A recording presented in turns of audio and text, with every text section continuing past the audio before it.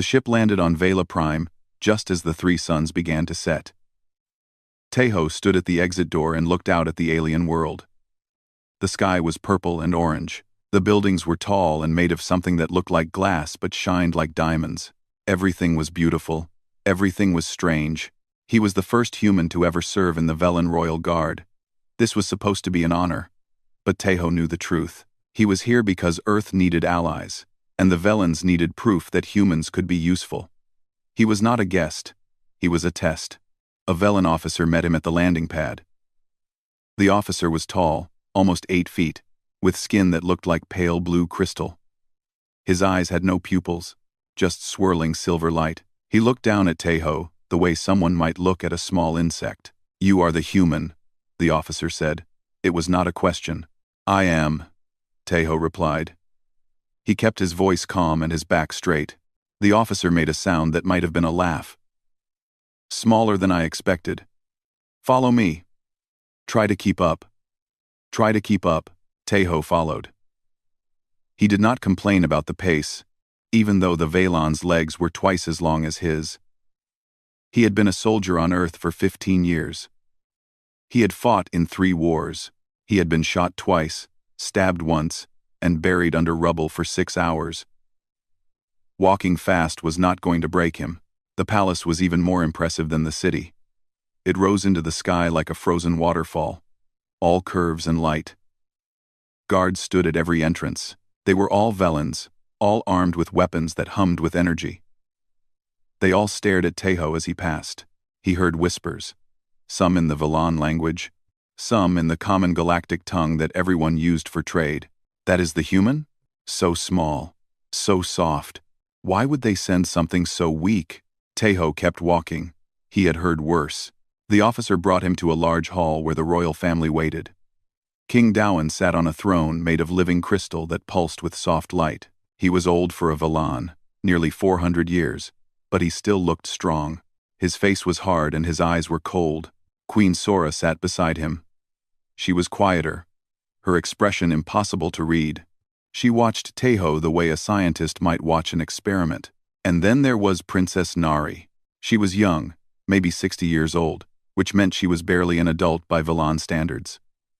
Her crystal skin was lighter than the others, almost white, and her eyes were a deep violet color. She leaned forward in her seat, studying Tejo with obvious curiosity. "So this is the human," King Dowan said. His voice echoed in the great hall. "Earth sends us a bodyguard, and this is what they choose." The king stood up and walked toward Tejo.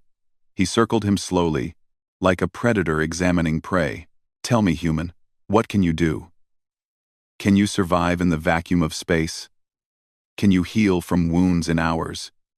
Can you lift 1,000 pounds with one hand?" "No, your majesty," Tejo said. "Then what use are you?" Tejo met the king's eyes. It was considered disrespectful in Velan culture, but he did it anyway. "I am hard to kill, your majesty, and I do not give up." The king laughed. It was not a kind laugh. "Hard to kill? Your species lives for what, 80 years? 100 if you are lucky? My guards have been training longer than your entire civilization has existed. You are soft. You are fragile. You are temporary." 42-3. "Another use dest 40. Perhaps," Tejo said. "But I am here. And I will do my duty." The king waved his hand dismissively. "Put him with the secondary guards. He can watch the princess during the day. Keep him away from anything important." And so began Tejo's life in the palace. The other guards treated him like a joke. They gave him the worst shifts. They spoke about him as if he could not hear. Captain Minho, the head of the royal guard, was not cruel but was not friendly either. He simply ignored Tejo most of the time, as if the human was too small to notice. But Princess Nari was different. She started visiting the guard quarters during Tejo's shifts. At first, she just watched him from a distance. Then she began asking questions. "Is it true that your planet tries to kill you?" she asked one evening. Tejo was standing outside her study, his hands behind his back. "Your Highness? Earth, I have been reading about it. Her violet eyes were bright with interest. Your planet has storms that destroy cities, animals that hunt your kind, diseases that have killed millions. Even your own star gives you sickness if you stand under it too long. That is all true, Tejo said. Then how are you still alive? How did your species survive? Tejo thought about the question. It was something he had never really considered before. On Earth, survival was just what you did. You did not think about it. You just kept going. We adapt, he finally said. We learn. We fight. And when we cannot do any of those things, we simply refuse to die. Princess Nari stared at him for a long moment. Then she smiled. That is the most interesting thing anyone has said to me in years. After that, she visited him often. She asked about Earth, about human history, about the wars and the plagues and the disasters. She seemed fascinated by how much humans had suffered and how they kept going anyway. Tejo answered her questions honestly. He told her about the time his unit was trapped behind enemy lines for 2 weeks, with no food and no hope of rescue. He told her about the earthquake that destroyed his hometown when he was a child, and how the survivors rebuilt it in 3 years. He told her about human medicine, how they cut open their own bodies to fix what was broken inside. That is horrifying, Princess Nari said after he described surgery. It works, Tejo replied. She laughed at that. It was a nice sound, but not everyone was pleased with the princess's interest in the human. Tejo noticed the looks from certain nobles. He noticed the whispers that stopped when he entered rooms. He noticed the way Lord Hyuk, a tall Valen with dark crystal skin and colder eyes than the king, watched him with barely hidden hatred. Something was wrong in the palace. Tejo could feel it. He had survived too many dangerous places not to recognize the signs, the tension, the secrets, the feeling that something bad was coming. He reported his concerns to Captain Minho. The captain listened politely and then dismissed him. You are new here, Minho said. You do not understand our politics. Lord Hyuk is ambitious, yes, but he is loyal to the crown. You are seeing threats that do not exist. Tejo did not argue, but he did not believe the captain either. That night, he saw Lord Hyuk meeting with strangers in the lower levels of the palace. They wore no uniforms. They carried hidden weapons. They spoke in voices too quiet for Tejo to hear. He could not prove anything. He had no evidence. He was just a human, a temporary creature in a world of immortals. But he knew what he had seen, and he knew that whatever was coming, he would be ready. He had made a promise to protect the princess, and Tejo always kept his promises. The Galactic Summit was held on a massive space station that floated between 3 star systems. It was neutral ground, a place where all the great powers of the galaxy could meet without fear of attack. Representatives from 100 worlds gathered there to talk about trade and treaties and the future of known space. The Valan royal family arrived on the 3rd day. Their ship was the largest and most beautiful in the docking bay. King Dawen walked at the front of the group, his head high and his shoulders back. Queen Sora walked beside him, graceful and silent. Princess Nari followed close behind, her violet eyes taking in everything around her. And at the back of the group, almost invisible, walked Tejo. He was not part of the main security detail. Captain Minho had made that very clear. Tejo was here only because protocol required the princess to have a guard at all times. And all the real guards were busy with more important duties. He was given the job no one else wanted. Tejo did not mind. He had a better view from the back. He could see everything. The crowd, the other delegations, the shadows. The station was full of aliens of every kind. There were the tall, insect-like Kreth who communicated through clicking sounds. There were the small, furry Molan, who were famous traders. There were the massive Gronak, stone-skinned warriors who rarely left their homeworld. And there were many others that Tejo did not recognize. But one group caught his attention. They stood near the edge of the main hall, dressed in simple clothes that did not match any delegation. They were Korath, a species known for mercenary work. They were not supposed to be here. The summit had strict rules about weapons and warriors. Tejo watched them. They watched the Velen royal family, He tried to get closer to Captain Minho, but the crowd was too thick. He tried to use his communication device, but something was jamming the signal. He was alone. With no way to warn anyone, the ceremony began. King Dawen gave a speech about unity and cooperation. The other leaders applauded politely. Queen Sora stood beside her husband, her face calm and proud. Princess Nari looked bored, though she tried to hide it. Then the procession started. It was a tradition at the summit. Each royal family would walk through the main hall, while the other delegations watched. It was supposed to show trust and openness. No weapons were allowed. No guards were permitted within 10 feet of the royals. Teho was pushed back with the other secondary staff. He could barely see the princess through the crowd. His heart was beating faster now. Something was wrong. He could feel it in his bones. The Korath were moving. Not all of them. Just one. A female with gray skin and black eyes. She pushed through the crowd with practiced ease. No one noticed her. No one except Teho. She had something in her hand. Something that glowed with a faint blue light. A plasma blade. Illegal on the station. Deadly to any species.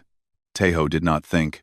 He did not calculate the odds or consider the consequences. He simply moved. He pushed through the crowd like a man possessed. People shouted and cursed at him, but he did not care.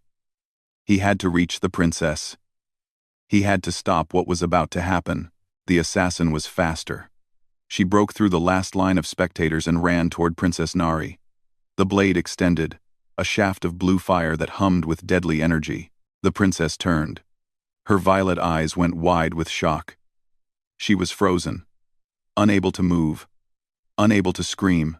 The blade came down, and Teho threw himself in front of it. The pain was unlike anything he had ever felt. The plasma burned through his chest like it was made of paper. He felt his ribs crack. He felt something vital inside him tear. He felt the heat spreading through his body, cooking him from the inside. He hit the ground hard. Blood was everywhere. His blood. More blood than he knew he had. The world became very quiet. He could see the ceiling of the station above him. The lights were pretty. He had never noticed how pretty lights could be. Someone was screaming. The princess. Maybe, or maybe someone else. It was hard to tell. Guards rushed past him. The assassin was being tackled. Her blade knocked away. There was shouting and chaos, and the sound of weapons being drawn. But Teho could not move. He could not speak. He could only lie there and feel the life draining out of him. Captain Minho appeared above him. The Valan's silver eyes looked down at the human with something that might have been surprise. Or maybe respect. It was hard to tell with Valans. Minho pressed 2 fingers to Teho's neck. He waited. Then he shook his head. The human is dead, he announced. He gave his life for the princess. Dead. The word echoed in Teho's fading mind. Dead. He was dead. This was what death felt like. Cold, and dark, and peaceful. He had done his duty. He had kept his promise. The princess was safe. That was enough. Queen Sora knelt beside him. Her crystal face showed no emotion. But her voice was soft when she spoke.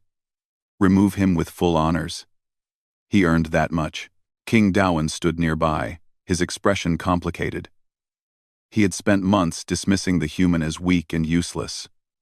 Now that human lay dead at his feet, having done what none of the Velen guards could do, Princess Nari was crying. She pushed through the guards and fell to her knees beside Teho's body. Tears ran down her crystal cheeks, leaving trails of light on her skin. Why? She whispered. Why did you do that? You stupid human.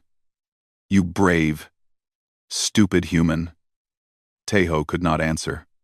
He was beyond answering. The darkness was taking him, pulling him down into nothing.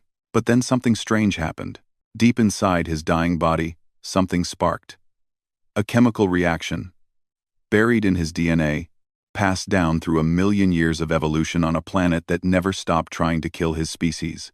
Adrenaline flooded his system. His heart, stopped for almost a minute, suddenly contracted. Once, twice, 3 times. His hand twitched. Captain Minho had already turned away, giving orders for the body to be transported. The Queen was speaking with other leaders, trying to control the chaos. The king was demanding answers about how an assassin had gotten so close. But Princess Nari saw. She was still kneeling beside Teho, still holding his hand, still crying. She felt his fingers move. She looked down at his face, and Teho opened his eyes. For a moment, no one else noticed. The hall was still full of noise and motion. Guards were securing the area. Diplomats were being evacuated. The assassin was being dragged away. Then Princess Nari screamed. Not a scream of fear. A scream of shock. Of disbelief. Of something that was almost hope. "He is alive," she shouted. "The human is alive." Everyone stopped. Every eye in the hall turned to the floor where Teho lay, and they all saw the same impossible thing. The human with the hole burned through his chest was looking back at them. He coughed. Blood came up. But not as much as before. His body was already working to save itself, doing things that no Velen body could do. "Is the princess safe?" he asked. His voice was barely a whisper, but in the sudden silence, everyone heard it. Princess Nari laughed through her tears. Yes, I am safe. Because of you." Teho smiled. It was a weak smile, but it was real. "Good," he said. "That is good." Then he passed out, but he did not die. Against all logic, against all known biology, against everything the Velens understood about life and death, the human did not die. And in that moment, everything the galaxy believed about humanity began to change. The medical bay on the station was the most advanced in the galaxy. Doctors from 12 different species worked there, using technology that could regrow limbs and repair damage that would kill most creatures. They had seen everything. They had healed everything. They had never seen anything like Teho. The human lay on a bed in the center of the room, surrounded by machines and monitors and very confused doctors. His chest was a ruin. The plasma blade had burned a hole the size of a fist through his body. It had destroyed one lung, damaged his heart, and melted 3 of his ribs. By every medical standard, he should be dead. His heart had stopped for 3 minutes. His blood loss was catastrophic. The heat from the plasma should have cooked his internal organs, but he was not dead. He was breathing. Slowly, painfully, but breathing. His remaining lung was working overtime, pulling in air and pushing it out. His heart, somehow still functioning despite the damage, was beating in an irregular but determined rhythm. The lead doctor, a Velan named Junho, stared at his instruments as if they were lying to him. "This is impossible," he said for the 10th time. The damage to his cardiovascular system alone should have killed him instantly. And even if he survived that, the trauma shock should have finished him. And even if he survived that, the blood loss should have ended it. "There is no explanation." "There is," said a new voice. Everyone turned. A human woman walked into the medical bay, her expression calm despite the chaos around her. She was tall for a human, with black hair pulled back in a practical style, and eyes that missed nothing. "I am Yuna," she said.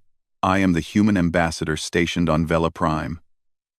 I came as soon as I heard what happened." King Dowan stepped forward. He had been standing in the corner, watching the doctor's work, his face troubled. "Can you explain this? Can you explain how this human is still alive?" Yuna walked to Teho's bed. She looked down at him with something like pride in her eyes. "I can try." She turned to face the assembled Velens. The king and queen were there.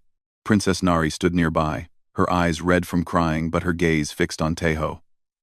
Captain Minho and several other high-ranking guards filled the rest of the room. "What do you know about Earth?" Yuna asked. "It is a small planet," King Dowan said impatiently. "In a minor star system.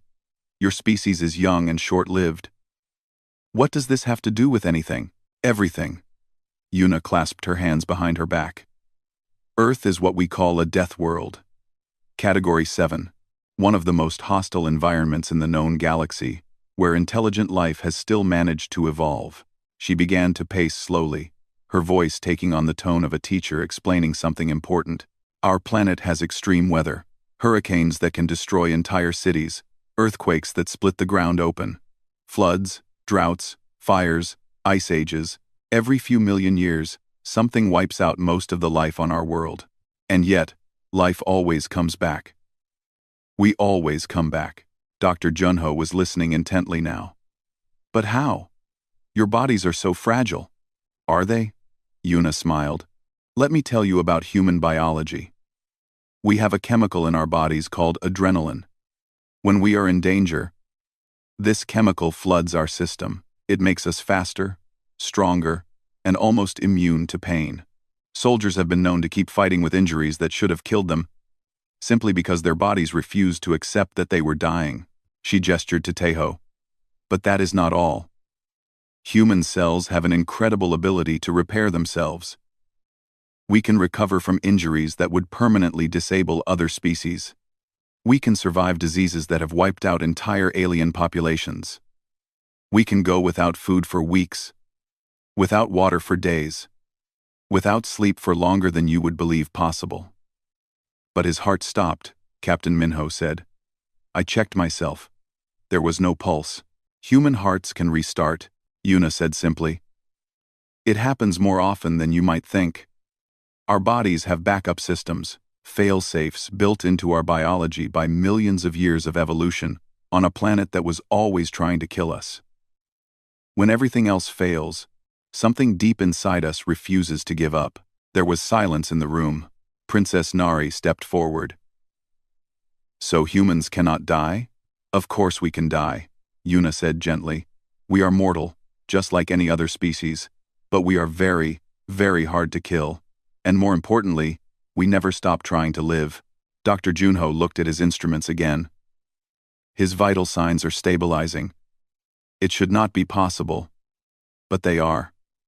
His body is healing itself. How long until he recovers? King Dawan asked. With this level of damage, months, at least. Maybe a year before he can walk again. If he ever fully recovers at all. Yuna shook her head. You do not know humans, doctor. He will be on his feet much sooner than that. She was right. 3 days later, Taeho opened his eyes. He was in a different room now, a private chamber in the palace's medical wing. The walls were soft, white, and gentle light filtered in from hidden sources. It was peaceful. It was quiet. It took him a moment to remember what had happened. The summit. The assassin. The blade. The pain. The princess. He tried to sit up. His body screamed in protest, but he forced it to obey. He had felt worse. Maybe. It was hard to remember. The door opened. Princess Nari stood there, her violet eyes wide. You are awake, she breathed. I am, Taeho said. His voice was rough, but it was his. How long? 3 days. She rushed to his side. The doctors said you would sleep for weeks. They said your body needed time to repair itself. My body can sleep later. Taeho swung his legs off the bed. His chest was wrapped in bandages and strange alien technology that hummed softly against his skin. I have a job to do. You nearly died. You were dead. Your heart was not beating. But it is beating now. Taeho looked at her. And as long as it is beating, I will protect you. That was my promise. Princess Nari stared at him. Then, slowly, she began to cry again. You humans, she said, are absolutely insane. Taeho smiled. I have been told that before. Over the next 3 days, he forced himself to recover faster than any of the doctors believed possible.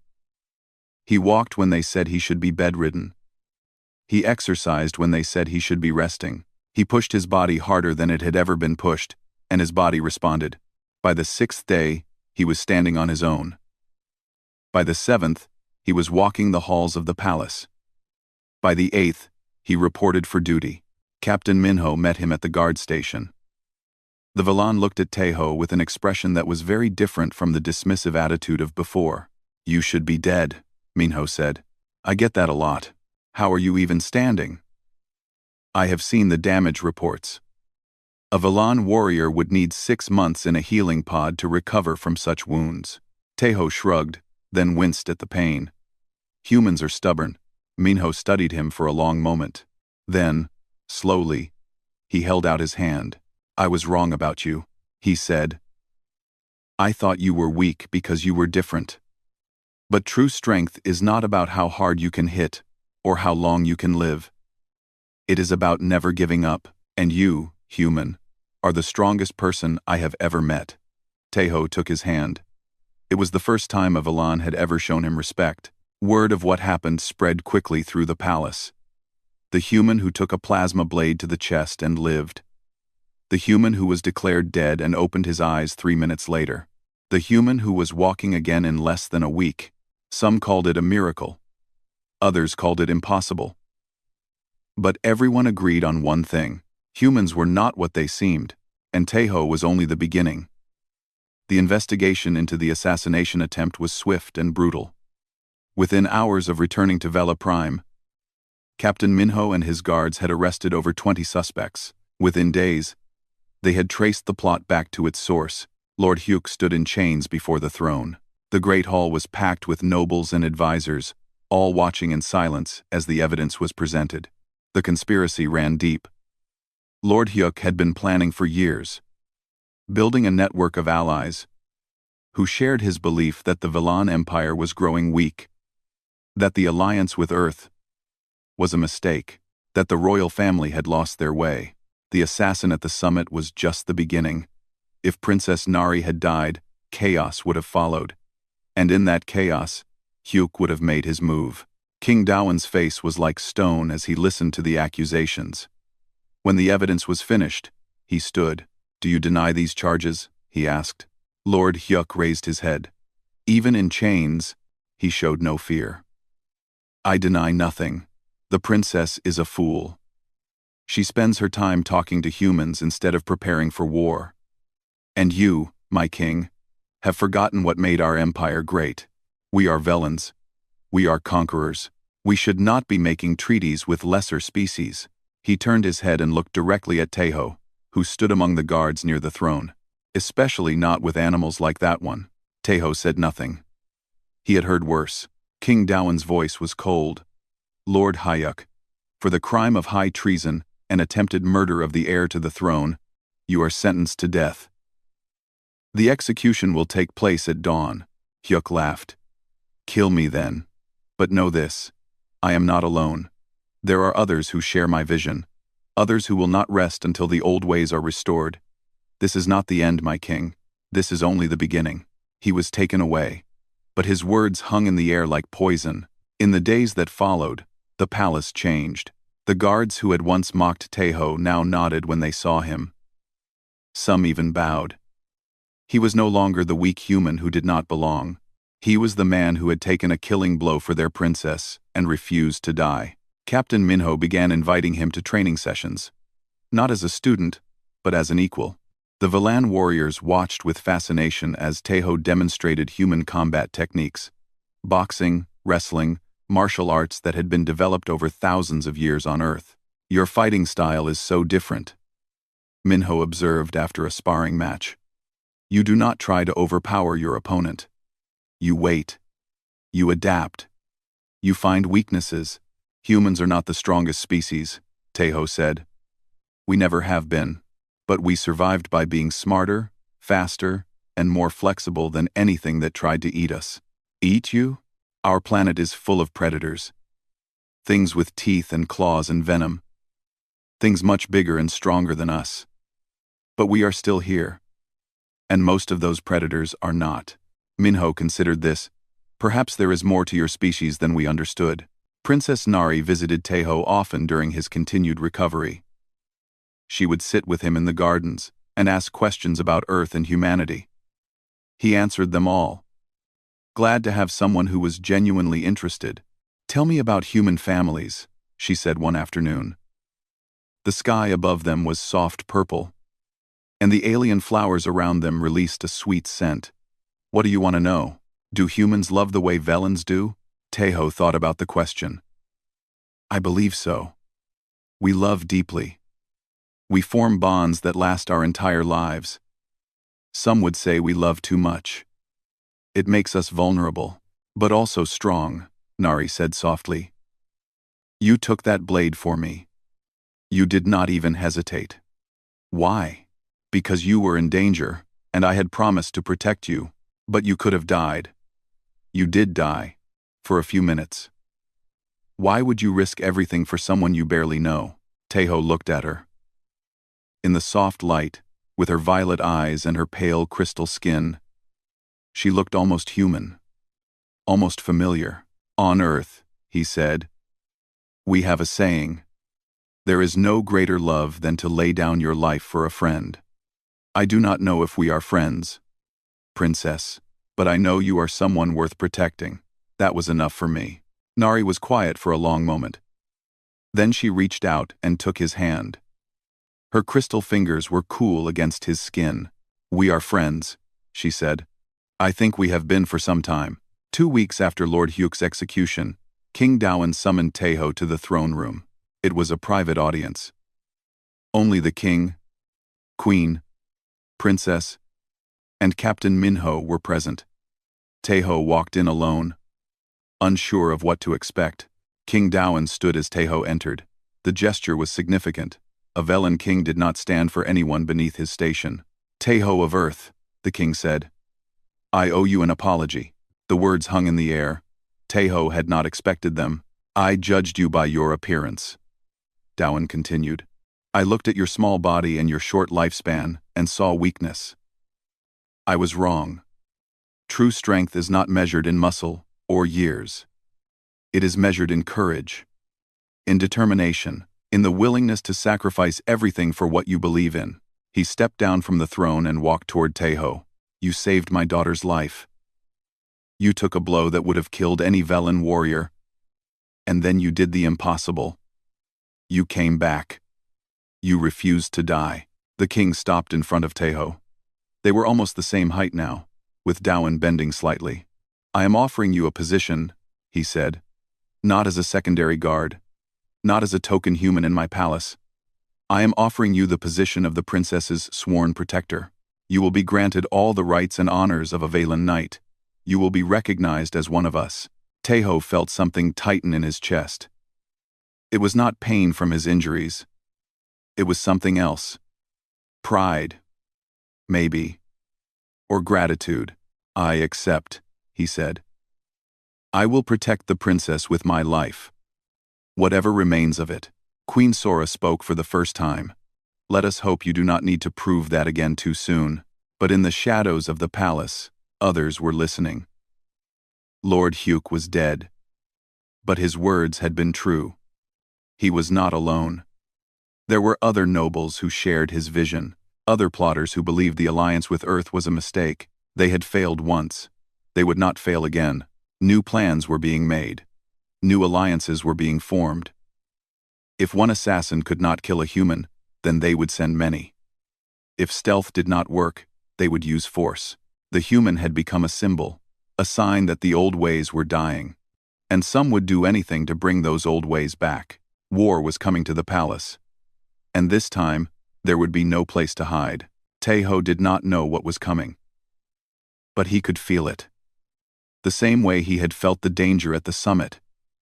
Something was building. Something was waiting. He had been given a second chance at life. He did not intend to waste it. Whatever came next, he would be ready. For the princess. For his new family. For the stubborn, relentless, never-give-up spirit that made humans what they were. Let them come, he thought. Let them try. They would learn what humans were made of. The attack came at midnight. Teho was asleep in his quarters when the first explosion shook the palace. He was on his feet and moving before his eyes were fully open, grabbing his weapons and running toward the princess's chambers. The halls were chaos. Guards rushed in every direction. Alarms screamed through the corridors. Outside the windows, ships were descending from the sky, landing on the palace grounds. This was not an assassination. This was an invasion. Captain Minho's voice crackled through the communication system. All guards to defensive positions. The palace is under attack. Multiple breach points. The enemy is inside the walls. Taeho did not stop to listen. He had only one mission: protect the princess. He reached her chambers and found her already awake, dressed in simple clothes with her hair pulled back. She was not panicking. Her violet eyes were calm and focused. "What is happening?" she asked. "A coup. We need to move. Now." He took her hand and led her through the back passages, the secret routes that Captain Minho had shown him during their training sessions. The sounds of fighting echoed through the palace. Energy weapons fired. Voices shouted. Somewhere, something large collapsed. They reached a junction and stopped. Ahead, footsteps were approaching. Many footsteps. "This way," Taeho whispered, pulling Nari down a side corridor. They moved through the darkness, keeping close to the walls. Twice they had to hide as enemy soldiers passed by. The attackers were a mix of species: Korath mercenaries, Velen traders in unmarked armor, and others that Taeho did not recognize. There were hundreds of them. "They want the throne room," Nari said quietly. "If they take it, they can claim the palace." "My father, is King Dawan alive?" "I do not know." Her voice cracked slightly, but she pushed the fear down. They changed direction, heading toward the heart of the palace. Twice they encountered small groups of enemies, and twice Taeho dealt with them quickly and quietly. His human combat training was not elegant like Velan fighting. It was brutal and efficient, designed to end fights as fast as possible. When they reached the throne room corridor, they found Captain Minho holding the doors. He was alone. A dozen enemy bodies lay around him, but more were coming. His crystal armor was cracked and scorched. Purple blood ran down his arm. He was holding a massive energy shield in one hand and a curved blade in the other. "Captain," Taeho called. Minho turned. His silver eyes widened when he saw the princess. "You should not be here. Take her to the safe room." "The safe room is compromised," Taeho said. "I saw soldiers heading that way." "Where is the king?" "Inside, wounded. I am the only one left defending this position." Minho swung his blade, cutting down another attacker. "More are coming. Many more. I cannot hold them forever." Taeho looked at Nari. "Get inside. Lock the doors. I will stay with the captain." "No." Nari grabbed his arm. "You are still injured. You are not fully healed. If you stay out here, then I stay out here." Taeho gently removed her hand. "This is what I am for, princess. This is why I am here. Now go. Please." Ended. Their eyes met. Something passed between them that neither had words for. Then Nari nodded and slipped through the throne room doors. They closed behind her with a heavy sound. Taeho picked up a fallen weapon and stood beside Minho. "You should have gone with her," the captain said. "Someone needs to watch your back." Minho almost smiled. "Stubborn human. I have been called worse." The first wave hit them hard. 10 soldiers charged down the corridor, weapons blazing. Taeho and Minho fought side by side, covering each other's weaknesses. Minho was stronger and could take more damage. Taeho was faster and could see openings that the Velen missed. They held the line. The second wave was larger. 20 soldiers. Taeho took a hit to the shoulder but kept fighting. Minho's shield cracked but did not break. They held the line. The third wave was 30 soldiers, led by a massive Korath commander with 4 arms and a plasma cannon. Minho went down, his legs shattered by a blast. Taeho stood over him, fighting with everything he had. He was hit again. And again. His body screamed at him to stop, to rest, to give up. But he did not listen. He never listened. The Korath commander laughed. "One human against my army? You are already dead. You just do not know it yet." "I know exactly what I am," Taeho said. He was bleeding from a dozen wounds. His vision was blurry. His legs wanted to collapse, but he stayed standing. I am the thing that will not fall. I am the reason your ancestors feared the dark. I am human. He attacked. What happened next would be told in stories for centuries. Tejo fought like nothing the Velans had ever seen. He used everything: weapons, fists, teeth, anything he could reach. He took wounds that should have killed him 3 times over and kept coming. Every time they knocked him down, he got back up. Every time they thought he was finished, he found 1 more ounce of strength. The Korath commander hit him with a blast that threw him against the wall. Tejo's chest wound from the summit reopened. Blood poured down his body. He stood up anyway. The commander hit him again. Tejo fell to his knees. He stood up anyway. What are you? The commander screamed. Why will you not die? Tejo smiled. His teeth were red with blood. I told you, I am human. He threw his last weapon. The blade caught the commander in the throat. The massive alien fell. And then, at last, Tejo fell too. He hit the ground hard. The world was fading. Everything was cold and distant. He had done it. He had held the line. Reinforcements would come. The princess was safe. He could rest now. He could finally rest. But then he heard her voice. Tejo, no. Princess Nari was kneeling beside him. When had she come out? The doors were open. Guards were flooding in. Finally, overwhelming the remaining enemies. It was over. They had won. You fool, Nari cried. You brave, wonderful fool. Is the king safe? Tejo whispered. Yes, everyone is safe. Because of you. Tejo smiled. It hurt to smile, but he did it anyway. Then I kept my promise. You always keep your promises. The medical teams arrived. They worked frantically, using every technology available to save him. It was close. Very close. But Tejo held on. He refused to die. Again, 3 months later, he stood in the throne room once more. But this time, everything was different. The palace had been rebuilt. The conspirators had been captured and punished. Peace had returned to Vela Prime. And the story of the human who would not fall had spread across the galaxy. Princess Nari stood beside her father, but she was no longer just a princess. The attempted coup had accelerated things. She was being crowned queen, and her father was stepping down to advise her.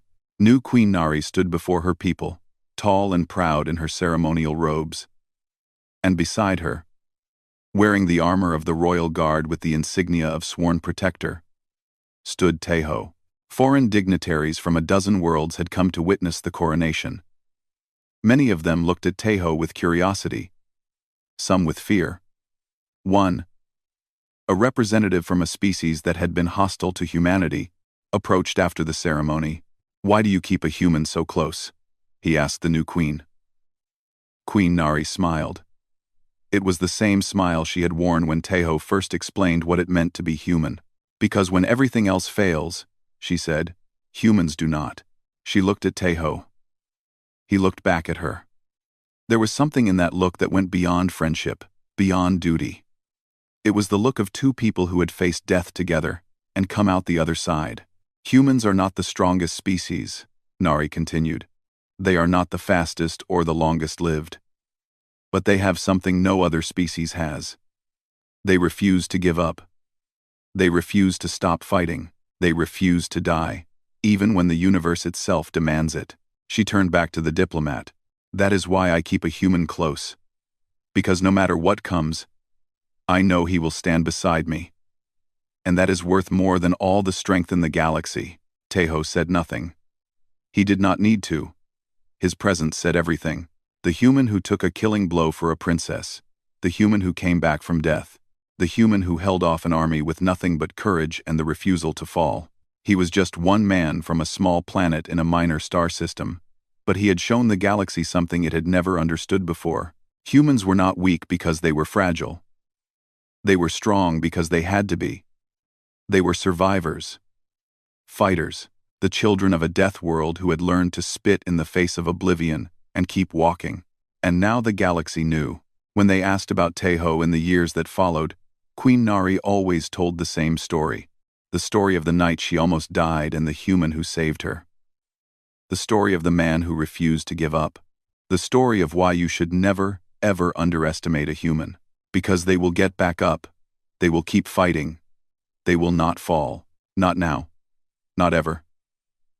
Not until the very last star burns out and the universe goes dark. And maybe not even then.